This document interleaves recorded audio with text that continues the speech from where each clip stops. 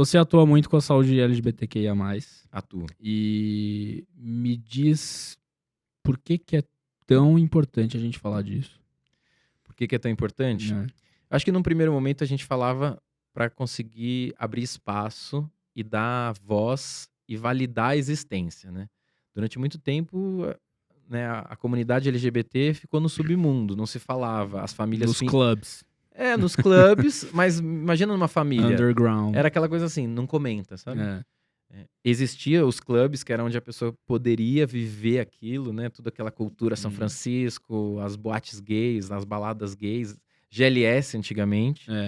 Não se fala mais de GLS. Não, até porque quem era o simpatizante? A pergunta que fica é, quem era o simpatizante, né? Mas eu acho que era importante num primeiro momento por conta disso. Agora não, agora a gente já tá olhando para a saúde dessa comunidade. E grande parte tem a ver com a saúde mental. Sim. Porque ser LGBT, a gente sabe que tem um grande impacto de saúde mental. Né? Por conta da construção e do preconceito social. A nova geração tem sido um pouco mais tranquilo. Os adolescentes que eu atendo, ou até as pacientes mais jovens que eu atendo, eu sinto que elas têm um sofrimento bem menor do que foi na minha geração. Como que foi na tua geração?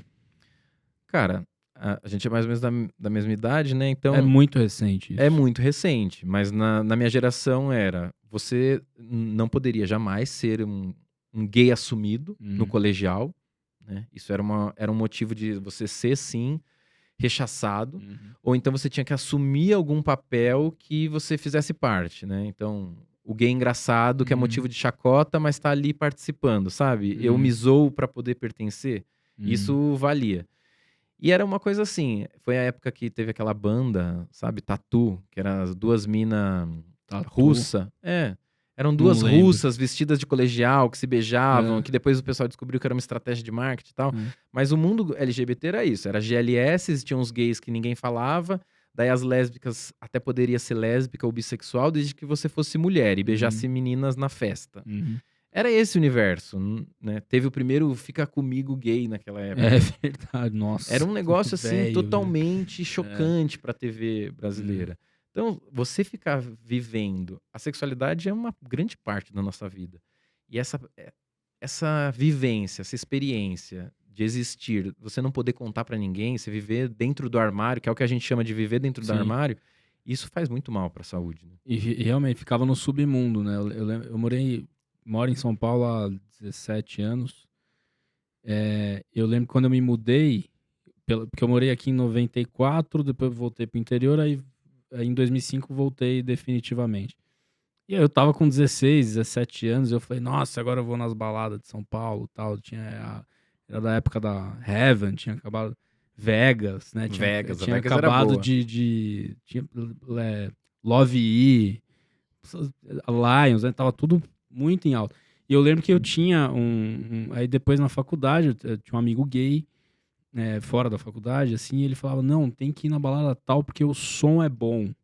Mas era sempre uma coisa assim, ele falava como se fosse um negócio muito escondido, assim, sabe? Que você não... Era mega exclusivo, era uma coisa de submundo mesmo. E hoje tá mais desconstruído. Mas 10 anos atrás, quando eu entrei na faculdade, Caio, né? Eu tô num relacionamento há 9 anos. Quando eu entrei na faculdade, a gente tá desde o 3º ano da faculdade. No começo da faculdade, 2011, que foi quando eu entrei na medicina, a gente criou meio que uma mini comunidade nos bastidores, né? E foi na época que no Facebook lançou um negócio, tinha um grupo que chamava Medtopia. O Medtopia era um grupo que começou, todos os viados, as lésbicas começaram a entrar, e daí você via as pessoas lá dentro. Daí você encontrava num lugar, você fazia devia ir lá, hein, né? E essa comunidade você começou a trocar figurinha, né? Tipo, né? Vamos marcar um dia de sair. E começou esse movimento, mas era um submundo, a gente não contava pra todo mundo. Tudo bem que também na época ninguém postava foto. Isso tinha menos exposição. Menos exposição. O que era privado era mais privado na época. Mas era totalmente patotinha submundo. Você não fazia uma amizade com uma outra pessoa só por ela ser gay. Porque daí você se sentia acolhido, sabe? E é estatístico isso? LGBTQIA+, tem mais transtorno mental ou não? Tem.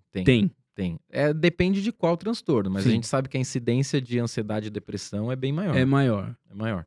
Daí, o que a gente discute hoje em dia é assim: é maior por conta da orientação sexual ou da variabilidade de gênero, né? No caso das pessoas trans, ou é maior por conta da situação de vulnerabilidade, Não dá pra de saber. violência social, né? É. Porque se você for ver, por exemplo, imigrante, refugiado, são pessoas também que têm uma incidência de saúde mental, né?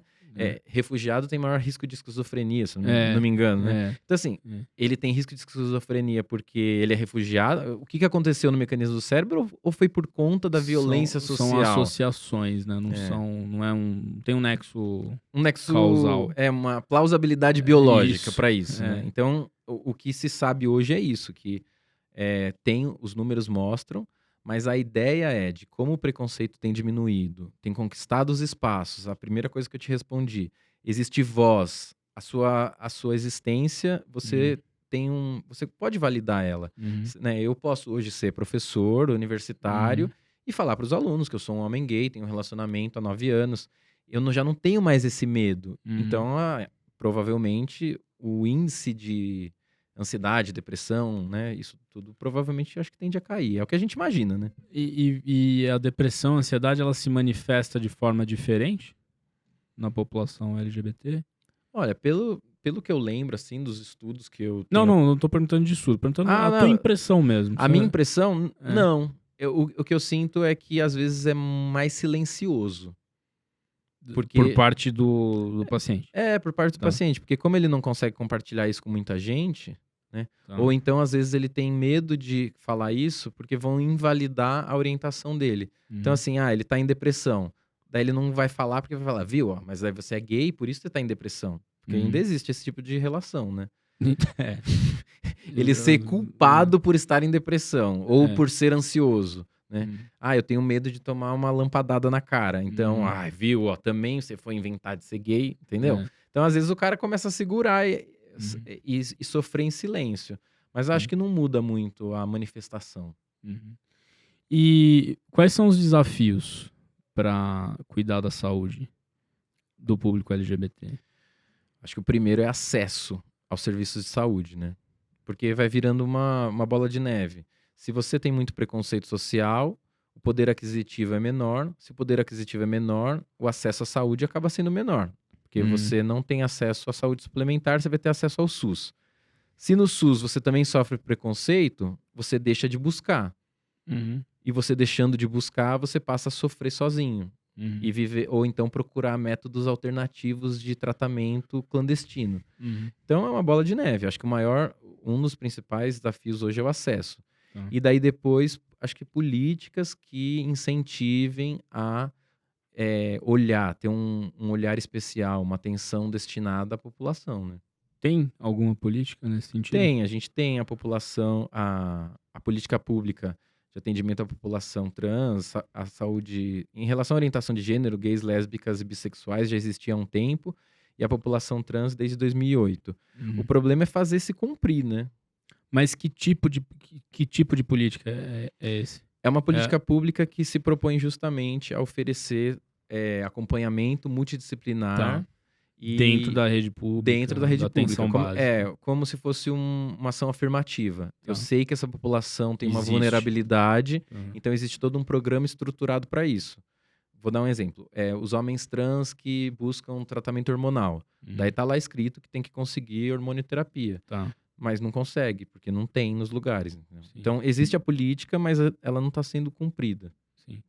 Bom, até a década de 80 tinha no DSM, né? Como doença, homossexualismo, né? Tipo assim. E para variabilidade de gênero, né? Para identidade de gênero, até pouco tempo tava lá ainda, né? Caracterizado. Que coisa maluca.